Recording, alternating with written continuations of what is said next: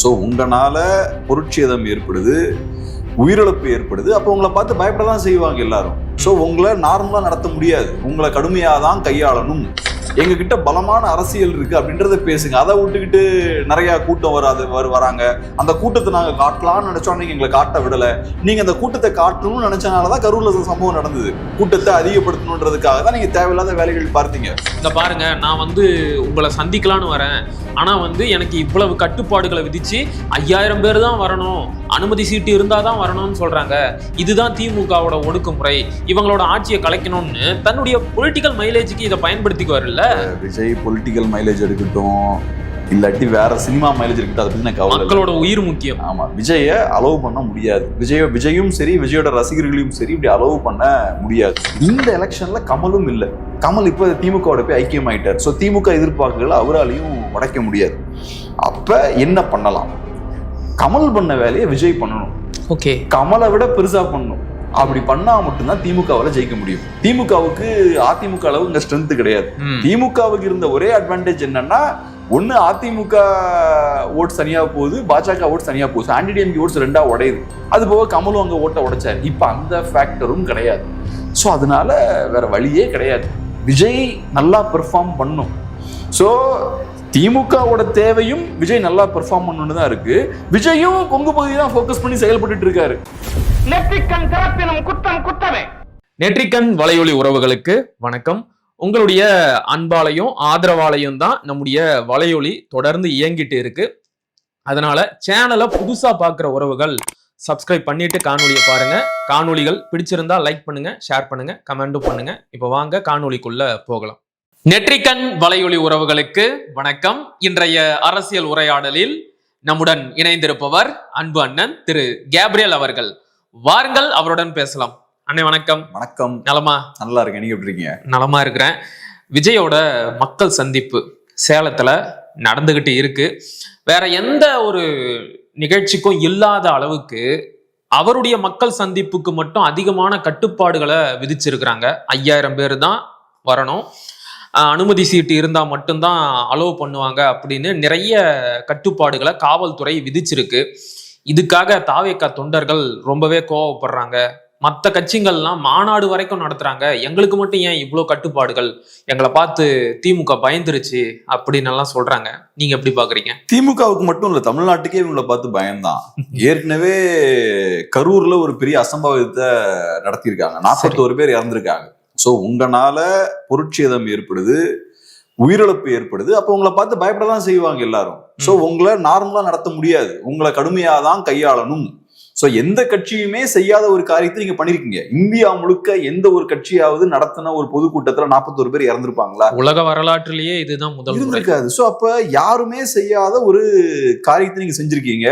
அரசியல்னா என்னன்னு தெரியல, ஒரு ஈவெண்ட் ஆர்கனைஸ் பண்றதுன்னா என்னன்னு தெரியாம நீங்க பாட்டுக்கு புண்ணாமட்டித்தனமா எதையோ ஒண்ணு பண்றீங்க. அப்படி பண்ணீங்கன்னா அப்ப என்ன பண்ண முடியும்? உங்களை நம்பி விட முடியாது. அப்ப உங்க மேல கட்டுப்பாடுகளை போடதான் செய்யணும். இன்ஃபேக்ட் அந்த கட்டுப்பாடுகளை நாளே பண்ணிருக்கணும்.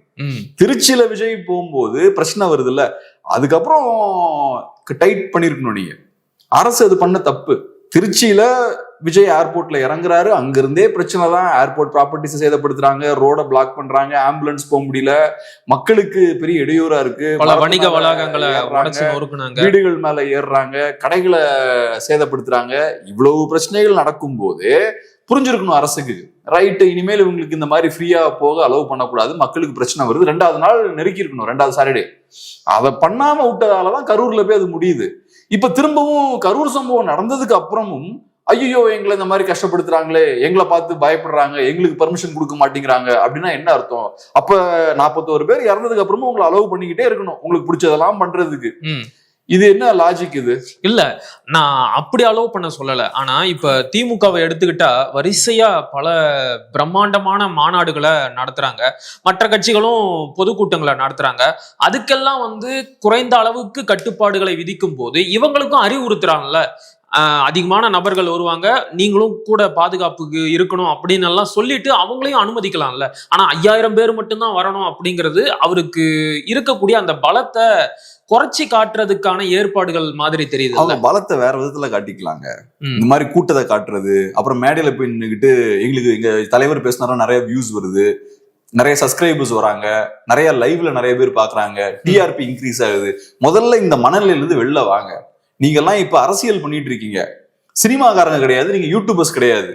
சோ அப்ப அரசியலை பேசுங்க, எங்க கிட்ட பலமான அரசியல் இருக்கு அப்படின்றத பேசுங்க. அதை விட்டுக்கிட்டு நிறைய கூட்டம் வராங்க, அந்த கூட்டத்தை நாங்க காட்டலாம்னு நினைச்சோம், நீங்க எங்களை காட்ட விடல.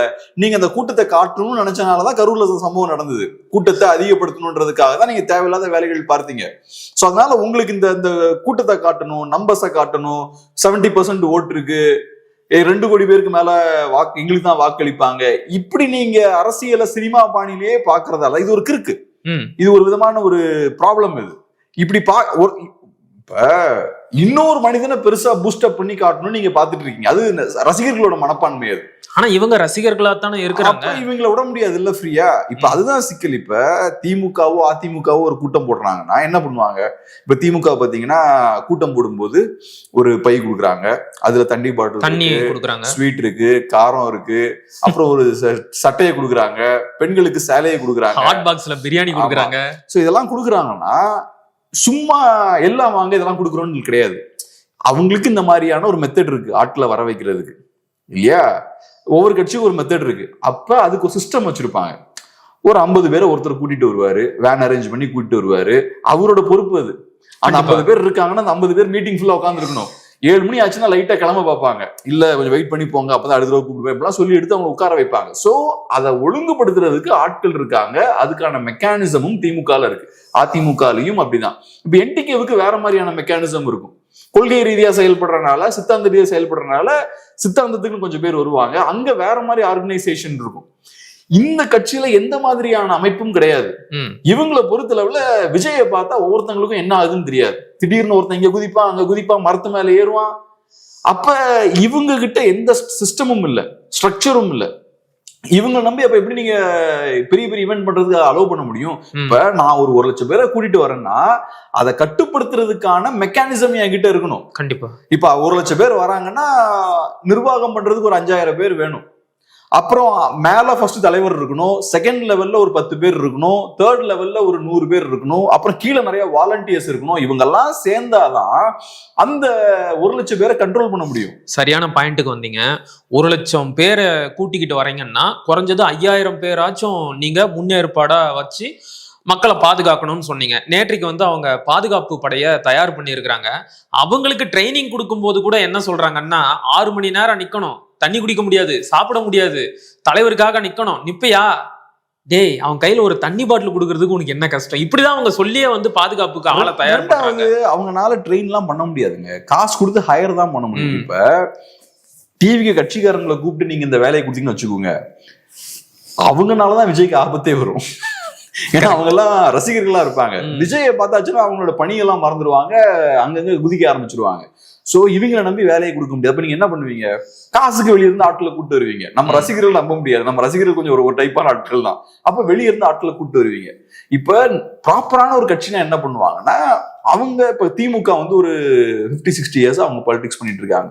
அவங்களுக்கு ஒரு சிஸ்டம் இருக்கு, எப்படி ஆட்களை திரட்டணுன்றதுக்கு ஒரு வழி இருக்கு. பணத்தை நிறைய செலவழிச்சு கூட்டு வர ஒரு முறை இருக்கு. அதிமுகவும் அந்த வேலையை தான் பார்ப்பாங்க. என்டிகேவுக்கு வேற மாதிரி மெத்தட் இருக்கு, பிஜேபிக்கு ஒரு மெத்தட் இருக்கு. இவங்களுக்கு எதுவுமே கிடையாது. விஜய் அப்படின்ற ஒரு நடிகர், அவரை பார்க்க எல்லாம் கூட்டமா வருவாங்க. விஜய்ன்றது ஐடியாலஜி கிடையாது. அப்ப எதை யூஸ் பண்ணி நீங்க ஆர்கனைஸ் பண்ணுவீங்க? ஐடியாலஜி இருந்ததுன்னா அதை யூஸ் பண்ணி ஆர்கனைஸ் பண்ணலாம். திமுகன்றது ஒரு ஸ்தாபனமா மாறிடுச்சு, அவங்களுக்கு வேற ரிசோர்ஸ்லாம் இருக்கு. ஸோ அதை யூஸ் பண்ணி கேடஸா ஆர்கனைஸ் பண்றாங்க. விஜய் ரசிகர்கள எதை சொல்லி நீங்க ஆர்கனைஸ் பண்ணுவீங்க? எப்படி ஆர்கனைஸ் பண்ணுவீங்க? ஆர்கனைஸ் பண்ணா ஒரு டிசிப்ளின் வேணும். டிசிப்ளின் வேணும்னா ஒரு இலக்கு முதல்ல இருக்கணும். இப்ப எனக்கு 6 பேக் வேணும் அப்படின்ற இலக்கு இருந்தாதான் நான் என்ன பண்ணுவேன், ஜிம்முக்கு காலைல எந்திரிச்சு போவேன். அப்ப ஒரு டிசிப்ளின்குள்ள நான் வரணும்னா முதல்ல எனக்கு ஒரு இலக்கு இருக்கணும். அதே மாதிரி அரசியலுக்கும் அப்படிதான், எனக்கு முதல்ல ஒரு இலக்கு இருக்கணும். இலக்கு இருந்தாதான் ஒரு ஒழுங்குக்கு உட்படுவேன். நான் இவர் சொன்னா நான் கேட்பேன் அப்படின்னு. இங்க ஒண்ணுமே கிடையாது. என் இலக்கு என்ன? விஜயை பார்க்கணும். அப்ப அங்க ஸ்பாட்டுக்கு வருவேன், யார் என்ன சொன்னாலும் எனக்கு கவலை கிடையாது, ஃபுல் ஜம்ப் தான். ரேம்ப் நீங்க போங்க, நானும் ரேம்ப்ல ஏறுவேன். விஜய்க்கு பிடிக்குதா இல்லையா, அவரை கோவப்படுத்துமா இல்லையா, அவருக்கே பாதிப்பு ஏற்படுத்த வாய்ப்பு இருக்குது இதுக்கு. பட் அதை பத்திலாம் அவங்களுக்கு கவலை இல்லை. ஏன்னா அவங்களுக்கு இலக்கெல்லாம் அவங்களுக்கு அரசியல் இலக்கு கிடையாது. அவங்களுக்கு ஒரே இலக்கு விஜயை பார்க்கணும், அவ்வளவுதான். ஸோ அதனால இவங்களை நம்பி நீங்க பிடிச்ச மாதிரிலாம் போக முடியாது. அது குரங்கு கையில துப்பாக்கி கொடுத்த கதையா தான் போகும். சரி, அப்ப அவர் வந்து இதையே தன்னுடைய பொலிட்டிக்கல் மைலேஜுக்கும் பயன்படுத்திக்குவார் இல்லையா? இங்க பாருங்க, நான் வந்து உங்களை சந்திக்கலான்னு வரேன், ஆனா வந்து எனக்கு இவ்வளவு கட்டுப்பாடுகளை விதிச்சு 5000 பேர் தான் வரணும், அனுமதி சீட்டு இருந்தாதான் வரணும்னு சொல்றாங்க, இதுதான் திமுகவோட ஒடுக்குமுறை, இவங்களோட ஆட்சியை கலைக்கணும்னு தன்னுடைய பொலிட்டிக்கல் மைலேஜுக்கு இதை பயன்படுத்திக்குவார் இல்ல? விஜய் பொலிட்டிக்கல் மைலேஜ் எடுக்கட்டும், இல்லாட்டி வேற சினிமா மைலேஜ் இருக்கட்டும், அதை பத்தி நான் கவலை. மக்களோட உயிர் முக்கியம். ஆமா, விஜய அலோவ் பண்ண முடியாது. விஜயும் சரி, விஜயோட ரசிகர்களையும் சரி இப்படி அலோவ் பண்ண முடியாது. இதுதான் கரெக்டா இருக்கும். அப்படியே இன்னைக்கு பொலிட்டிக்கல் மைலேஜ் கிடைச்சாலும் நாளைக்கு ஒன்றும் கிடைக்காது. இப்ப விஜயோட லிமிட் என்னன்னு தெரிய போகுது எலெக்ஷன் முடிஞ்சது கண்டிப்பா இன்னும் 60 நாள். அதுக்கப்புறம் இதே மாதிரி கூட்டமா வந்து பாத்துட்டு இருக்க மாட்டாங்க. 4 தடவை பார்த்தாங்கன்னா போர் அடிச்சு போயிடும். இதே மாதிரி வந்து பாத்துக்கிட்டே இருப்பாங்களா என்ன? இதுக்கு முன்னாடி வரைக்கும் விஜய பாக்குறதுக்கு உங்களுக்கு அக்சஸ் கிடைக்கல. விஜய் சினிமாக்காரர் எப்பயாவது தான் இன்டர்வியூ கொடுப்பாரு, அவரை பார்க்கணும்னா இங்க சினிமா தியேட்டர்ல போய் தான் பார்க்கணும் அப்படின்ற ஒரு சூழல் இருந்தது. இப்ப விஜய் அப்பப்ப வெளியே வராரு. இப்ப ஏன்னா அரசியல்வாதினால அப்பப்ப வெளியே வராரு. அவரை திடீர்னு பாக்குறதுக்கு உங்களுக்கு ஒரு வாய்ப்பு கிடைக்குது. உடனே எல்லாம் ஓடி ஓடி போய் பாக்குறீங்க. ஒரு பாயிண்ட்டுக்கு அப்புறம் அவரோட லிமிட் என்னன்னு தெரிஞ்சு போயிடும். விஜய் சூப்பர்மேன் கிடையாது. விஜய் 30-40% ஓட்ஸ் வாங்கக்கூடியவர் கிடையாது. விஜய்க்கு 2.5 கோடி ஓட்ஸ் இல்ல. இதெல்லாம் தெரிஞ்சதுன்னா அதுக்கப்புறம் நீங்களும் யதார்த்தத்துக்கு வருவீங்க. வந்ததுக்கு அப்புறம் கொஞ்சம் ஆஃப் ஆயிருவீங்க நீங்களும். அதனால இப்போ உங்களுக்கு மைலேஜ் கிடைக்கட்டும், அதை பத்தி எனக்கு கவலை கிடையாது. ஆனா உங்களை நம்பி பெரிய மக்களோட உயிர்ல ரிஸ்க் எடுக்க முடியாது. இந்த மாதிரியான ரிஸ்க்லாம் எடுக்க கூடாது. ஓகே இப்போ வந்து சேலத்துல பேசிக்கிட்டு இருக்கிறாரு, என்ன பேசுவாருன்னு நினைக்கிறீங்க? இது வரைக்கும் என்ன பேசினாரோ அதே தான் பேச போறாரு. இது வரைக்கும் ஏதாவது அரசியல் பேசியிருக்காரா? ஒன்றும் கிடையாது. எந்த ஊருக்கு போனாலும் அந்த ஊரோட பெருமையை பேசுவாரு. அதுக்கப்புறம் அந்த ஊர்ல யாராச்சும் ஒரு முக்கியமான பொலிட்டிக்கல் லீடர் இருந்தாங்கன்னா அவங்கள பத்தி புகழ்ந்து பேசுவாரு. அப்புறம் கொஞ்சம் திமுக அட்டாக் பண்ணி பேசுவாரு. இப்படிதான் இருக்கும். சிம்பிள் ஃபார்முலா இதுதான். திமுகவை எதிர்க்கணும், திமுகவை எதிர்க்கிற மாதிரி காட்டிக்கணும். எப்படி பிஜேபி திமுக எதிர்க்கிறாங்களோ எதிர்க்க மாட்டாங்க, எதிர்க்கிற மாதிரி காட்டிப்பாங்க. அதே மாதிரி திமுக எதிர்க்கிற மாதிரி காட்டிக்கிறது. அப்புறம் அதிமுகவும் மட்டம் தட்டணும். அதிமுக ஒண்ணும் இல்லைங்க, ரொம்ப வீக்குங்க, நாங்க தான் எம்ஜிஆர், எல்லாம் நாங்க தான் அப்படின்ற மாதிரி ஒரு இமேஜை கிரியேட் பண்ணோம். ஸோ அதிமுக ஒண்ணுமே கிடையாது, திமுகவை நாங்க தான் எதிர்க்கிறோம், ஸ்ட்ராங்கா இருக்காங்க நாங்க தான் எதிர்க்கிறோம். அது போக ஒரு 4-5 இஷ்யூஸ் சம்பந்தமே இல்லாம ஒண்ணுக்கு ஒண்ணு தொடர்பே இல்லாத 4-5 இஷ்யூஸை எடுத்து வரிசையா பட்டியலிட்டு பேசணும். இது எல்லாத்தையும் பேப்பர் பார்த்து படிக்க போறாரு. இல்ல பேப்பர் பார்த்து கம்மியா படிக்கிறாருன்னா கொஞ்சம் மனப்பாடம் பண்ணிருக்காருன்னு அர்த்தம். ஓகே, இதை தாண்டி வேற எதுவுமே இருக்காது. இப்ப நீங்க சொன்னீங்க அதிமுகவை மட்டம் தட்டி பேசுவாரு, திமுகவை அட்டாக் பண்ணி பேசுவாரு அப்படின்னு. இது வந்து அது எல்லாத்துக்கும் கொஞ்சம் வசதியான இடம் மாதிரி தெரியுது. ஏன்னா சேலம் அப்படிங்கிறது எடப்பாடியோட சொந்த ஊரு. அப்ப கொஞ்சம் வசதியா இருக்குமோ எடப்பாடி அட்டாக் பண்றதுக்கு? எடப்பாடி அட்டாக் பண்றதுக்கு வசதியா இருக்குமோ இல்லையோ, விஜய் இந்த மாதிரியான விஷயங்களை கொங்கு பகுதியை மையமா வச்சு நிறைய பண்ணும்போது திமுகவுக்கு அது வசதியா இருக்கும். நல்லா கவனிச்சீங்கன்னா டிவிக்கு கொங்கு பகுதிக்கு நிறைய போக்கஸ் கொடுக்குறாங்க. ஆமா, ஒண்ணு இவரு செங்கோட்டையனை உள்ள கொண்டு வந்திருக்காங்க. 2வது கொங்கு பகுதியை போக்கஸ் பண்ணியும் நிறைய செயல்பாடுகள்ல அவங்க ஈடுபடுறாங்க. ஏற்கனவே கரூரா இருக்கட்டும், இப்பவும் கொங்கு பகுதிக்கு நிறைய முக்கியத்துவம் கொடுக்குறாங்க. அது காரணம் என்னன்னா, இப்ப நீங்க பார்த்தீங்கன்னா திமுகவுக்கு கொங்கு பகுதியில ஜெயிக்கிறது கஷ்டம். திமுகவுக்கு கொங்கு பகுதியில ஸ்ட்ராங்கான ஆட்கள்லாம் இருக்காங்க, ஆனா ஜெயிக்கிறது கஷ்டம். ஏன் ஜெயிக்கிறது கஷ்டம்னா 24ல பாஜக தனி, அதிமுக தனி, 2 பேருமே கொங்கு பகுதியில ஸ்ட்ராங். இப்ப 2 பேருமே ஒண்ணு சேர்றாங்க. பாஜக ஓட்ஸும் அதிமுக ஓட்ஸும் கன்சாலிடேட் ஆகுது, ஆன்டி-டிஎம்கே ஓட்ஸ் எல்லாம் கன்சாலிடேட் ஆகுது. 2வது, இதுக்கு முன்னாடி 21லாம் என்ன நடந்ததுன்னா, கமல் அங்க ஸ்ட்ராங்கான போர்ஸா இருந்தார். திமுக எதிர்ப்பு பேசி திமுக எதிர்ப்பு வாக்குகள் அவர் உடைச்சார். இந்த எலெக்ஷன்ல கமலும் இல்ல. கமல் இப்ப திமுகவோட போய் ஐக்கியம் ஆயிட்டார். சோ திமுக எதிர்ப்பு வாக்குகளை அவராலையும் உடைக்க முடியாது. அப்ப என்ன பண்ணலாம்? கமல் பண்ண வேலையை விஜய் பண்ணணும். ஓகே, கமலை விட பெருசா பண்ணணும். அப்படி பண்ணா மட்டும்தான் திமுகவால ஜெயிக்க முடியும். திமுகவுக்கு அதிமுக அளவு இங்க ஸ்ட்ரென்த் கிடையாது. திமுகவுக்கு இருந்த ஒரே அட்வான்டேஜ் என்னன்னா, ஒண்ணு அதிமுக ஓட்ஸ் தனியா போகுது, பாஜக ஓட்ஸ் தனியா போகுது, ஆன்டி-டிஎம்கே ஓட்ஸ் 2ஆ உடையுது. அது போக கமலும் அங்க ஓட்ட உடைச்சாரு. இப்ப அந்த ஃபேக்டரும் கிடையாது. சோ அதனால வேற வழியே கிடையாது. விஜய் நல்லா பெர்ஃபார்ம் பண்ணும்.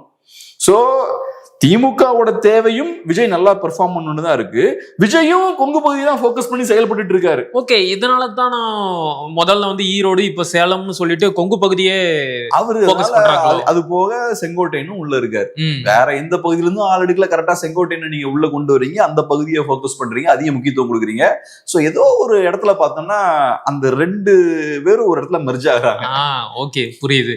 சரி, ஓகே, இப்ப நம்ம கொஞ்சம் வேற விஷயத்த பேசலாம். சில நாட்களுக்கு முன்னாடி ஒன்றிய அரசு பட்ஜெட்டை தாக்கல் பண்ணாங்க. தமிழ்நாடு வந்து புறக்கணிக்கப்பட்டதா திமுக வந்து குற்றம் சாட்டி இருக்கு. இன்றைக்கு திமுகவோட கூட்டணி கட்சிகள் எல்லாம் சேர்ந்து ஒன்றிய பாஜக அரசை கண்டித்து ஆர்ப்பாட்டமும் நடத்தி இருக்கிறாங்க. எல்லா கட்சி தலைவர்களுமே பட்ஜெட்டை பத்தி தங்களுடைய கருத்துக்களை தெரிவிச்சிட்டாங்க. ஆனா இது வரைக்கும் விஜய் வந்து பட்ஜெட்டை பத்தி எதுவுமே பேசல. ஏன் வந்து இவ்வளவு தயங்குறாரு பாஜகவை வந்து விமர்சிக்கிறதுக்கு? அப்படி என்னதான் வந்து அவருக்கு பயம் இருக்கும்? அவருக்கு பாஜக விமர்சிக்கிறது ஒன்றும் பிரச்சனை இல்லைங்க. பட்ஜெட் பத்தி அவருக்கு என்ன தெரியும் பேசுறதுக்கு? யாராச்சும் எழுதி கொடுத்துருப்பாங்கல்ல, அதையாச்சும் சொல்லலாம்ல. எழுதி கொடுத்தாலுமே நீங்க பேசுறதுலாம் ரிஸ்க் தான். இப்ப சில விஷயங்கள் நீங்க பேசிட்டீங்கன்னா உங்களுக்கு மைலேஜ் கிடைக்கும். ஸ்டாலின் சார் அப்படின்னு சொல்லி நீங்க பேசுனீங்கன்னா உங்களுக்கு மைலேஜ் கிடைக்கும். அதுல பெரிய அரசியல் இருக்கான்னா ஒரு அரசியலும் இல்லை. ஆனா அவங்க ரசிகர்களுக்கு பிடிக்கும். எங்க தலை எப்படி ஸ்டாலின் கலாச்சாரம் பார்த்தீங்களா அப்படின்ற மாதிரி அவங்க ஃபேன்ஸ் குஷி ஆயிடுவாங்க. பட்ஜெட்டை பத்தி நீங்க பேசினா ஒண்ணு உங்களுக்கு முதல் பேச தெரியாது, உங்க கட்சிக்காரங்களுக்கும் பெருசா பட்ஜெட் பத்தி புரிதல் கிடையாது. ரெண்டாவது உங்க தொண்டர்களுக்கு சொல்லவே வேண்டாம், அதை பேசுறதுல பிரோஜனமே கிடையாது, அவங்களுக்கு எதுவுமே புரிய போறது கிடையாது. அப்ப அதை பேசி என்ன பிரோஜனம் உங்களுக்கு? டிவிகே கட்சியில அந்த தலைவர் பட்ஜெட்டை பேசுவதால யாருக்கு என்ன பிரோஜனம் இருக்கு? தலைவருக்கும் பிரோஜனம் இல்ல, தொண்டர்களுக்கும் பிரோஜனம். ஆனா அவருடைய ஸ்டாண்ட வெளிப்படையா அறிவிக்கிறதுக்கு இது ஒரு வாய்ப்பு தானே. என்ன லாபம்னு கேக்குறேன். என்னுடைய கொள்கை எதிரின்னு சொல்றீங்க பாஜகவை. அப்ப அந்த கொள்கை எதிரி வந்து தமிழ்நாட்டை புறக்கணிச்சுட்டு ஒரு பட்ஜெட்டை தாக்கல் பண்ணி இருக்கிறாங்க. மருந்தளவுக்காச்சும் அதை கண்டிச்சு பேசினா ஓகே, நீங்க வந்து உங்களுடைய கொள்கையில உறுதியா இருக்கிறீங்க. அதுக்கு ஸ்டாலின் சார் அப்படின்னு அரசியல் பண்ண மாதிரி வேற ஏதாவது ஒரு சிம்பிளான பாலிடிக்ஸ் அவங்க பண்ணிட்டு போறாங்க. எதுக்காக பட்ஜெட் எல்லாம் எடுக்க தேவையில்லையா? அவருக்கும் புரியாத ஒரு விஷயத்தை எடுத்துக்கிட்டு, தொண்டர்களுக்கும் புரிய போகாத ஒரு விஷயத்தை எடுத்துக்கிட்டு எதுக்கு எல்லாத்தையும் கஷ்டப்படுத்திக்கிட்டு அதுக்கு வேற ஏதாவது அரசியல் பேசிக்க வேண்டியதான். ஓகே, டெல்லியில உட்கார்ந்து இருக்க அரசு அப்படின்ற மாதிரி பேரை சொல்லாம ஏதோ ஒண்ணு சொல்லிட்டு போறாரு அவரு. அதுக்கு எதுக்கு பட்ஜெட்ல போய் கை வைக்கணும்? அது சீரியஸான விஷயம் இல்ல. சரி, ஓகே, புரியுது. கண்டிப்பா தாவேக்கால இருக்கக்கூடிய 99.99% ஆட்களுக்கு இது பட்ஜெட் பத்தி பேசினா புரிய போறது கிடையாது. அப்படின்னா என்னன்னே தெரியாது. 100% விஜய்க்கும் பட்ஜெட் பத்தி தெரியாது. சரி, ஆனா இதே கேள்விய தாவேக்காவை சேர்ந்த முதன்மை ஊடகவியலாளர்கள் கிட்ட கேட்ட போது அவங்க என்ன சொல்றாங்கன்னா, நாங்கெல்லாம் பேசலையா, நாங்கெல்லாம் விஜய் தான், எங்க தலைவர் சொன்ன மாதிரி ஒவ்வொரு வீட்லயும் ஒரு விஜய் இருக்கிறாங்க, விஜய் இருக்கிறாங்க, நாங்கெல்லாம் பேசுறோமே, நாங்க பேசுனா விஜய் பேசுற மாதிரி தான் அப்படின்னு சொல்றாங்க. அவங்களும் ஒன்றும் பேசல. அவங்க என்ன பேசிட்டாங்க பெருசா? பட்ஜெட் பத்தி பெருசா அனலைஸ் பண்ணி என்ன தாவேக்காரங்க பேசிட்டாங்க? ஒன்னும் பேசிருக்க மாட்டாங்க. சும்மா எதையாவது மேலோட்டமா ஏதாவது. மூத்த பத்திரிகையாளர் ஃபெலிக்ஸே வந்து இந்த பதில தான் சொன்னார். அதனாலதான் கேட்டேன். நான் பேசுறேனே, ஐ எம் த விஜய் அப்படிங்கிறாரு. தெரியல, எனக்கு என்ன பேசினாருன்னு எனக்கு தெரியல. ஆனா தாவேக்கா தரப்புல இருந்து பெருசா இவங்க பட்ஜெட் பத்தி எல்லாம் பேசுறதுக்கு வாய்ப்பு இல்லை. ஏன்னா பெரிய ஆழமான அரசியல் புரிதல் இருக்கக்கூடிய நபர்களா இருந்தா தாவேக்கால இருக்க முடியாது. தாவேக்கான்ற கட்சிக்கு ஒரு அரசியலும் கிடையாது, கொள்கை கோட்பாடு சித்தாந்தம் ஒண்ணும் கிடையாது. அவங்களோட ஒரே அரசியல், விஜய் பேசினா ட்ரெய்லருக்கு க்ரோர்ஸ்ல வியூஸ் வரும், சினிமா கலெக்ஷன் அள்ளிட்டு போகும், விஜய் பேசினார்னா லைவ்ல பாத்தீங்கன்னா லட்சக்கணக்கான பேர் பார்ப்பாங்க, சப்ஸ்கிரைபர்ஸ் பாத்தீங்கன்னா ஏறும், வியூஸ் ஏறும். இப்படிதான் அவங்க அரசியல் பண்ணிட்டு இருக்காங்க. இந்த கருத்து கணிப்புல எங்களுக்கு அவ்வளவு ஓட்ஸ் இருக்குன்றாங்க, அந்த கருத்து கணிப்புல எங்களுக்கு இவ்வளவு ஓட்ஸ் இருக்குன்றாங்க, விஜய சிஎம்னா இவ்வளவு பேர் ஏத்துக்கிட்டாங்க. இப்படிதான் இவங்க அரசியல் பண்ணுவாங்களே தவிர இதெல்லாம் பேசுறாங்கனாலே இவங்களுக்கு உருப்படியா அரசியல் புரிதல் இல்லைன்னு அர்த்தம். அரசியல் புரிதல் இருக்க எவனும் இந்த மாதிரி பேசிட்டு இருக்க மாட்டான். கரெக்ட். அரசியல் புரிதல் இருக்கவன் அரசியல் பேசுவான். அதை விட்டுட்டு இவருக்கு வியூஸ் வந்தது, சப்ஸ்கிரைபர்ஸ் வந்ததா பேசிட்டு இருப்பான். சோ இவங்க இதெல்லாம் பேசுறதுனால இவங்க ஒன்னும் தெரியலன்னு அர்த்தம். அதனால நீங்க பெருசா தாவேக்காரங்க ரொம்ப டீப்பா பேசுவாங்கன்னு எதிர்பார்க்க முடியாது. நான் என்னைக்கு எதிர்பார்த்ததும் கிடையாது. நான் இது வரைக்கும் நான் பெருசா அவங்க சைட்ல இருந்து பேசுறதை நான் பாக்குறதும் கிடையாது. தாவேக்காரன் என்ன பேசுவாங்க எனக்கு தெரியல. நான் பார்த்த அளவுல இந்த சோசியல் மீடியால பார்க்கும் போதெல்லாம் இந்த இதுதான் பேசிட்டு இருக்காங்க, சப்ஸ்கிரைபர்ஸ், வியூஸ், இந்த மாதிரி ஏதாவது பேசிட்டு இருக்காங்க. அதனால பட்ஜெட் இந்த மாதிரியான விஷயங்கள் பத்தி தாவேக்காரங்க பேசுவாங்க எதிர்பார்க்கறதெல்லாம் ரொம்ப அதீத எதிர்பார்ப்பா இருக்கும். அது விஜய்க்கு சரி வரவும் செய்யாது. அவர் அதை பேசினா அவருக்கு மைலேஜ் கிடைக்காது. அவர் பேசுறதே என்ன, மாசத்துக்கு ஒரு தடவை ஏதாவது ஒண்ணு பேசுறாரு. அப்படி பேசும்போது அவருக்கு எது மைலேஜ் கொடுக்குமோ அதான் பேச விரும்புவாரு. பட்ஜெட்டை பத்தி பேசி அவருக்கு தெரியாத ஒரு விஷயத்த பேசி தேவையில்லாம் அவர் பேசிட்டு போயிருவாரு. அதுக்கப்புறம் சுத்தி இருக்கவங்க எல்லாம் அட்டாக் பண்ணுவாங்க அவரை. இது கூட தெரியலையா, அந்த தப்பு பண்ணிருக்கீங்க, இது தப்பு பண்ணிருக்கீங்க. So risk. சோ தேவையில்லாத விஷயத்த ஒண்ணு பேச வேண்டியது. அதனாலதான் அமைதியா இருக்கிறாரு. ரெண்டாவது, பேசினாலும் உங்களுக்கு பிரோஜனம் இல்லை. யாருக்கு புரிய போகுது? கட்சியில அவங்க கட்சிக்காரங்களுக்கே புரியாது. அப்ப பேசுறதுலயும் பிரோஜனம் இல்லை. அப்ப பேசாம பாசிச திமுக, பாசிச பாஜக அப்படின்னு எதையாவது ஒண்ணு பேசிக்கிட்டு போயிட வேண்டியதான். அதுதான் சிம்பிள். கொடுக்குற பேப்பரை கரெக்டா படிச்சுட்டு போயிட்டோம்னா பிரச்சனை இல்லை. அவ்வளவுதான் யோசிப்பாங்க. சரி, ஏற்கனவே வந்து NDTVக்கு முதல் முறையாக உலக வரலாற்றில் இல்லாத அளவிற்கு ஆஃப் த கேமரா ஒரு பேட்டி கொடுத்திருந்தாரு. இப்ப இந்தியா டுடே ஒரு கான்க்ளேவ் நடத்திருக்கிறாங்க, அதுக்கும் ஆஃப் த கேமரா ஒரு பேட்டி கொடுத்ததா சொல்றாங்க. ஏன் வந்து தொடர்ந்து கேமராவை சந்திக்கிறதுக்கு இவ்வளவு பயப்படுறாரு? அவரு வந்து ஒரு நடிகரா இருந்திருக்காரு அவரு. நடிகரா இருக்கும்போது என்னன்னா, நீங்க எதிர்பார்க்கிற மாதிரி அவுட்புட்டை கண்ட்ரோல் பண்ணிடலாம். எனக்கு இந்த லைட்டிங் அங்க இருக்கணும், இந்த ஷாட்ல 4 பேர் பேக்ரவுண்ட்ல இருந்து ஆடணும், எனக்கு வந்து இந்த காஸ்டியூம் சரி இருக்காது, எல்லாத்தையுமே நீங்க ஸ்டேஜ்ல மேனேஜ் பண்ணலாம். ரீடேக் போலாம், எத்தனை வேணாலும் நீங்க பண்ணிக்கலாம். ஆனா நீங்க பொலிட்டிக்ஸ்க்கு வந்துக்கிட்டீங்கன்னா அந்த மாதிரி பண்ண முடியாது. நீங்க ஒரு பிரஸ் மீட்டுக்கு போனீங்கன்னா திடீர்னு உங்களுக்கு கடுப்பேத்துற மாதிரி ஏதாவது ஒன்று பண்ணிடுவாங்க. என்ன வேணாலும் நடக்கலாம். அதை ஹேண்டில் பண்ற கெப்பாசிட்டி உங்களுக்கு இருக்கணும். ஸோ அப்படி இருக்கும்போது ஒரு பேட்டியில நீங்க உட்கார்றீங்கன்னா இந்த மாதிரியான பிரச்சனைகள் இருக்கு. ரெண்டாவது, நீங்க ஒரு பேட்டியில உட்கார்றீங்கன்னா, இப்ப ரஜினி அவர்கள்கிட்ட ஏதோ ஒரு சிம்பிளான ஒரு கேள்வி கிட்ட அது கூட தெரியாம மாட்டினாரு பொலிட்டிக்கலா. அப்படியா, எனக்கு தெரியலன்னு சொல்லி இந்த 7 விடுதலை தொடர்பா 7 விடுதலை எந்த 7 பேர் அப்படின்னு அதை தெரியாம மாட்டிக்கிட்டாரு. இது சிம்பிளான விஷயம். 7 பேர் தான் நம்ம எல்லாருக்குமே தெரியும். பட் அவரோட அறியாமை அங்க வெளிப்படுது. இப்ப ரஜினி அவர்களுக்கு தெரியணும்னு அவசியம் கிடையாது. நம்ம போய் ஏன் கேட்கிறோம்னா, அவர் அரசியலுக்கு வராரு அப்படின்ற சூழல் ஏற்படும்போது நம்ம போய் கேட்கிறோம். இல்லைன்னா நம்ம கேட்க மாட்டோம். கண்டிப்பா அவரு ஓகே, அவரோட ஃபோக்கஸ் வந்து பொலிட்டிக்ஸ் கிடையாது. அவர் மோஸ்ட்லி சினிமாவை ஃபோக்கஸ் பண்ணிட்டு இருக்கக்கூடிய ஒரு நபர். இப்ப ஃபார் எக்ஸாம்பிள், இப்ப ஸ்டீவ் ஜாப்ஸ் பத்தி சொல்லுவாங்க. ஸ்டீவ் ஜாப்ஸுக்கு அவரோட டொமைன் சார்ந்த நாலேஜ் பயங்கரமா இருக்குமா, அதை தாண்டி வெளியே சிம்பிளான விஷயம் கேட்டாலும் அவருக்கு தெரியாதான். அவருக்கு இந்த டெக்னாலஜி இந்த மாதிரியான விஷயங்கள் சார்ந்து பயங்கர டீப் நாலேஜ் இருக்குமா, அதை தாண்டி வெளியில ஏதாவது கேட்டீங்கன்னா ஒண்ணுமே தெரியாதான். அதனாலதான் அவர் சக்சஸ்ஃபுல்லா இருக்காரு. போக்கஸ்டா அதை மட்டும்தான் அவரு போக்கஸ் பண்றது. சோ ரஜினி கிட்ட நம்ம இதெல்லாம் எதிர்பார்க்கல. ஆனா நீங்க அரசியலுக்கு வரீங்கன்னா எல்லாமே நான் கேட்போம். கண்டிப்பா. அப்ப நீங்க இன்டர்வியூல போய் உட்கார்ந்துக்கிட்டீங்கன்னா உங்களை அறியாம ஏதாவது பேசுறதுக்கு நிறைய வாய்ப்பு இருக்கு. 100% வாய்ப்பு இருக்கு. உங்களோட அறியாமை கண்டிப்பா வெளியே வரும். விஜய் சாதாரணமா பேசினாலே அவரோட அறியாமை வெளிப்படும். இப்ப ஒண்ணும் இல்ல, அவரு ஒவ்வொரு மேடையா போய் பேசுறாருல, அவரோட லாங்குவேஜ பார்த்தாலே நீங்க புரிஞ்சுக்கலாம். ஒரு சீரியஸான மெச்சூர்டான பொலிட்டிக்கல் லாங்குவேஜாவே இருக்காது.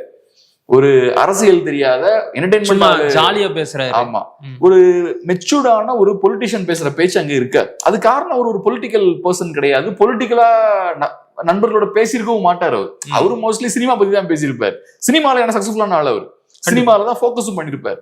இப்ப பொலிட்டிக்கலா ஒருத்தன் இன்டராக்ட் பண்ணிக்கிட்டே இருக்கான்னா அவனோட அந்த பொலிட்டிக்கல் லாங்குவேஜ் ரொம்ப மெச்சூர்டா இருக்கும். இவர்கிட்ட அதுவும் இல்ல. அது காரணம் என்னன்னா, பொலிட்டிக்கலா ட்ரெயின் ஆகாத ஒரு இண்டிவிஜுவல். திடீர்னு இப்ப ஏதோ ஒரு தேவைக்காக அரசியலுக்கு வந்திருக்காரு. அவரு ரொம்ப நாள் இருக்க போறதும் கிடையாது. சோ அந்த வகையில கேமரா முன்னாடி லைவா பேசுறதுன்றது ரிஸ்க். லைவா வந்து பேட்டி கொடுத்து ஏன் பேரை கெடுத்துக்கணும் அப்படின்னு பாக்குறாரு. அதுல நிறைய ரிஸ்க் இருக்கு. நடிகர்களுக்கு பயங்கர இன்செக்யூரிட்டி இருக்கும். எல்லாத்தையும் கரெக்டா கண்ட்ரோல் பண்ணும். ஏன்னா நடிகர்களை பொறுத்தளவுல ஒரு போலி இமேஜ பில்ட் பண்ணி தான் அவங்க சக்சஸ்ஃபுல்லா இருக்காங்க. இப்ப ரஜினின்னா பெரிய சூப்பர் ஸ்டார் அப்படிலாம் ஒண்ணும் கிடையாது. எல்லாம் சாதாரண மனிதர்கள் தான். நம்மள மாதிரி மனிதர்கள் தான். கேமராக்கு பின்னாடி பார்த்தா நம்மள மாதிரி ஒரு வீட்டுல ஒரு ஷார்ட்ஸ் போட்டுட்டு சாதாரணமா வீட்டுல வந்து ஒரு டீ குடிச்சிட்டு வீட்டுல ஸ்நாக்ஸ் சாப்பிட்டு இருப்பாங்க. நம்மள மாதிரி தான். ஆனா நீங்க ஒரு பிம்பத்தை போலியா கிரியேட் பண்றீங்க. இவருனா ஒரு பெரிய ஸ்டார், அவருனா சூப்பர் ஹீரோ அப்படின்ற மாதிரி. அப்ப அதை ரொம்ப கேர்ஃபுல்லா நீங்க மெயின்டைன் பண்ணணும். அந்த இமேஜை வந்து அப்படியே மெயின்டைன் பண்ணணும். அது ஒரு ரிஃப்ளெக்ஷன் தான். ஒரு கண்ணாடியில ஒரு போலியான ரிஃப்ளெக்ஷன் தான். ஒரு கல்லெடு தெரிஞ்சா உடஞ்சிரும் அது. சோ அதனால அப்ப நீங்க அதை பத்திரமா அதை மெயின்டைன் பண்ணிக்கிட்டே இருக்கணும். இப்ப இதே கேள்வியை வந்து அவங்க கட்சியை சேர்ந்த செய்தி தொடர்பாளர்கள் கிட்ட கேட்டபோது 2 விசித்திரமான பதில சொன்னாங்க. ஒண்ணு, இங்க இருக்கிற எந்த மீடியாவுக்கும் எத்திக்ஸே கிடையாது. எங்க தலைவர் வந்தா ஏதாச்சும் குறுக்கு கேள்வி கேட்டு அவர் வந்து குழப்பிடுவீங்க, இது ஒண்ணு. ரெண்டாவது, பிரதமரும் முதலமைச்சரும் ஸ்டாலினும் என்னைக்கு வந்து பேட்டி கொடுக்குறாங்களோ அன்னைக்கு எங்க தலைவரும் பேட்டி கொடுப்பாரு. இந்த 2 பதிலையும் எப்படி பாக்குறீங்க? முட்டாள்தனமான பதில்கள். இப்ப ஒருத்தர் அரசியலுக்கு வராருன்னா உங்களுக்கு சொல்றதுக்கு ஏதாவது முதல்ல இருக்கணும். அரசியலுக்கு நீங்க எதுக்கு வரீங்க? உங்ககிட்ட வித்தியாசமான ஒரு அரசியல் இருக்கு இல்லையா? உங்களுக்கு அரசியல் இல்லைன்னா நீங்க அரசியலுக்கு வர வேண்டிய அவசியமே இல்லைல்ல.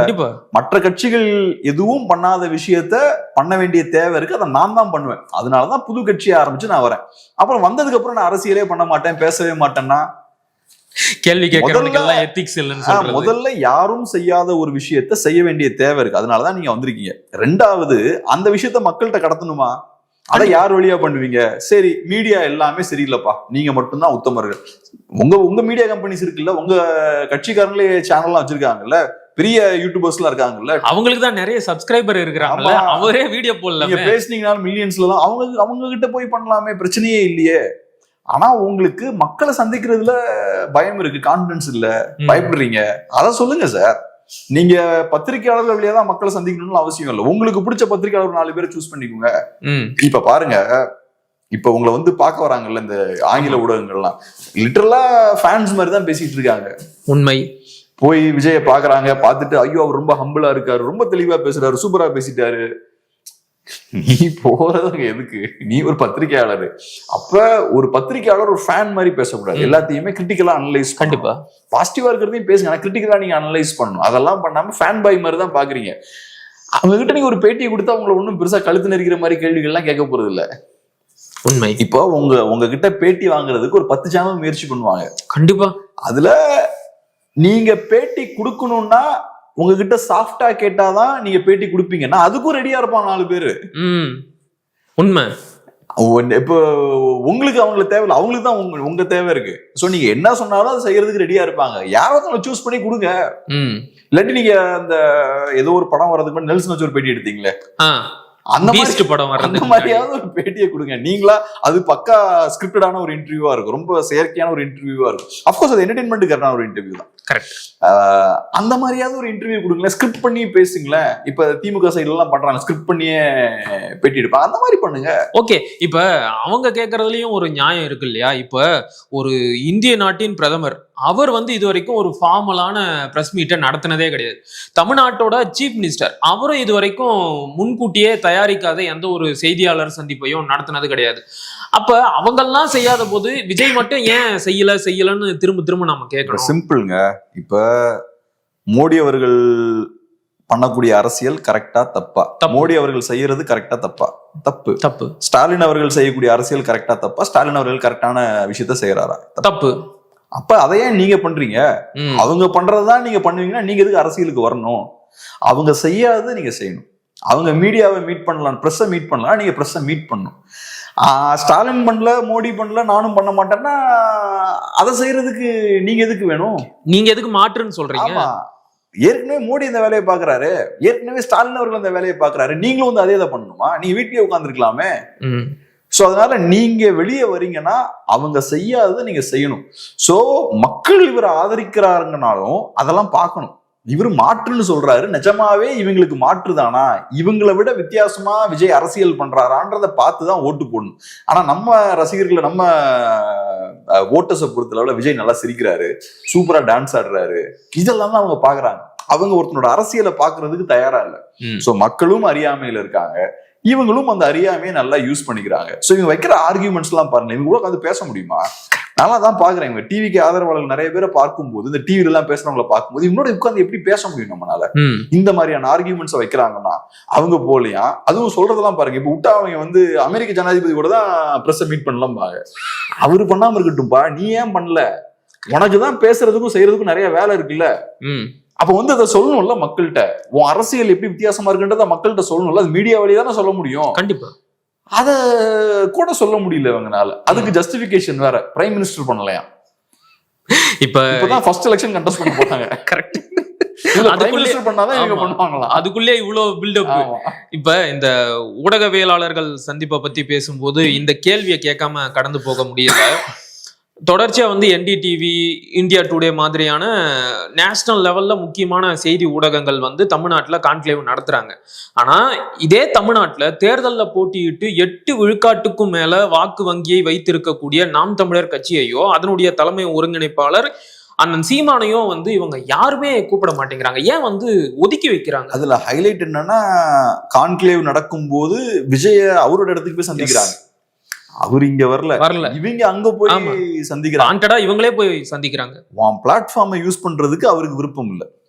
ஆக்சுவலா ஒரு நல்ல தலைவரா இருந்தா ஒரு பெரிய பிளாட்ஃபார்ம், ஆளும் கட்சி தலைவர், எதிர்கட்சி தலைவர் எல்லாரும் பார்ட்டிசிபேட் பண்ணக்கூடிய பெரிய பிளாட்ஃபார்ம் அது. சோ விஜய் அப்படி ஒரு வாய்ப்பு கிடைச்சா முந்தி அடிச்சு அங்க போயிருக்கணும். போய் அவரோட கருத்துக்கள் எல்லாம் அங்க கொண்டு போய் சேர்த்துருக்கணும் மக்கள்கிட்ட. எதிர்கட்சிகளை, மற்ற கட்சிகளை அவங்கள அடிச்சு காலி பண்ணிருக்கணும். இவங்க எல்லாம் ஒரு அரசியலே கிடையாது. அரசியல் ஏன் அரசியல் அங்க நிறுவி இருக்கணும். ஆனா அந்த வாய்ப்பை கூட எடுக்கிறதுக்கு அவருக்கு தைரியம் இல்லை. இந்த தைரியம் கூட இல்லாத ஒரு தலைவர் பின்னாடி இவங்க வீட்டுக்கு போய் கதவை தட்டி அவரை போய் அங்க சந்திச்சுக்கிட்டு, அவர் அங்க வீட்டுக்குள்ள ஒளிஞ்சிருக்காரு, அவரை போய் இவங்க பாத்துட்டு வராங்க. பாத்துக்கிட்டு இல்ல அவர் பயங்கரமான ஆளுப்பா, சம மெட்டீரியல் இருந்தாரு. அடுத்தது அரசியல் இருக்கக்கூடிய கட்சி தலைவரை உள்ள விடல. இன்னைக்கு நான் பாக்குறேன், இந்த இப்ப இந்தியா டுடே கான்க்ளேவ்ல ஒரு டிசைன் பாக்குறேன், அந்த கிரியேட்டிவ் பாக்குறேன். மோஸ்ட்லி அங்க இருக்கக்கூடிய அந்த ஆட்கள் எல்லாம் பார்க்கும்போது எனக்கு ரொம்ப கவலையா இருக்கு. ஒரு நேஷனல் மீடியா குவாலிட்டியான ஆட்களை மேடையில ஏத்தணும். இந்த டிவிக்கு ஆட்கள் இவங்களெல்லாம் ஏத்திட்டு என்ன பேச போறாங்க? இதுதான் பேச போறாங்க, இதேதான் பேசுறாங்க, வியூஸ் வரும் அது வரும்னு பேச போறாங்க. இதுக்குதான் உங்க பிளாட்ஃபார்ம் இருக்கா? விஜய் எங்கன்னு கேட்டதுக்கு ஃபெலிக்ஸ் சொல்றாரு நான் தான் விஜய்ன்னு சொல்றாரு. இதுக்கெல்லாம் என்ன பதில் சொல்றதுன்னே தெரியல. இதை சொன்னா அவங்க விஜயோட ரசிகர்கள் ஏத்துப்பாங்களா? அப்புறம் நம்ம எப்படி ஏத்துக்க முடியும்? விஜயோட ரசிகர்களே இதை ஏத்துக்க மாட்டாங்க. சோ இந்த ஸ்டாண்டர்ட் இவ்வளவு கம்மியா இருக்கு பாருங்க. இப்ப ஒரு பெரிய ஒரு சேனல், பெரிய லார்ஜ் ஸ்கேல்ல நீங்க பண்றீங்க, நிறைய ஆட்களை உள்ள கொண்டு வருவதற்கான ஸ்ட்ரென்த் உங்களுக்கு இருக்கு. அப்ப இங்க இருக்கக்கூடிய பிரச்சனைகள் பத்தி பேசலாம், மாற்று அரசியல் பத்தி பேசலாம். இப்ப நான் நீங்க சீமானை ஏத்துக்க தேவையில்லை, என்டிகேவையும் ஏத்துக்க தேவையில்லை, ஆனா ஒரு மாற்று அரசியல் பேசுற அதுக்கு ஒரு பிளாட்ஃபார்ம் நீங்க ஆஃபர் பண்ணலாம். அதை விவாதத்துக்கும் உட்படுத்தலாம். நீங்க கண்டிப்பா அதை நீங்க விமர்சிங்க பயங்கரமா. அது எப்படி இந்த பொருளாதார கொள்கை செல்லுபடியாகும், இது ஒர்க் ஆகாது, இது தவறான கொள்கை, அது கரெக்டான, எல்லாத்தையும் பேசுங்க. ஆனா உங்களுக்கு ரொம்ப கவனமா இருக்கீங்க. ஒழுங்கான பொலிட்டிக்ஸே எங்க பேசிட கூடாது. சும்மா தேவையில்லாத தட்டையான பொலிட்டிக்ஸ் மட்டும் தான் பேசணும். இதை நெக்ஸ்ட் ஸ்டேஜுக்கு நம்ம கொண்டு போயிடக்கூடாது. நெக்ஸ்ட் ஸ்டேஜுக்கு நம்ம இதை கொண்டு போயிட்டோம்னா இங்க இருக்கக்கூடிய ஆளுங்கட்சி எதிர்கட்சி தலைவர்கள் அமலப்பட்டு போயிடுவாங்க. ஏன்னா அவங்களோட ஸ்டாண்டர்ட் ரொம்ப கம்மியா இருக்கு. சோ அதனால டிவிக்கு ஆட்கள் அங்க இருக்கலாம். ஏன்னா அவங்களோட அரசியல் பாத்தீங்கன்னா இப்ப இருக்கவங்களோட கீழே இருக்கு. அவங்க இன்னும் வியூஸ் சப்ஸ்கிரைபர்ஸ் பேசிக்கிட்டு இருக்காங்க, அரசியல் பேசவே வரல.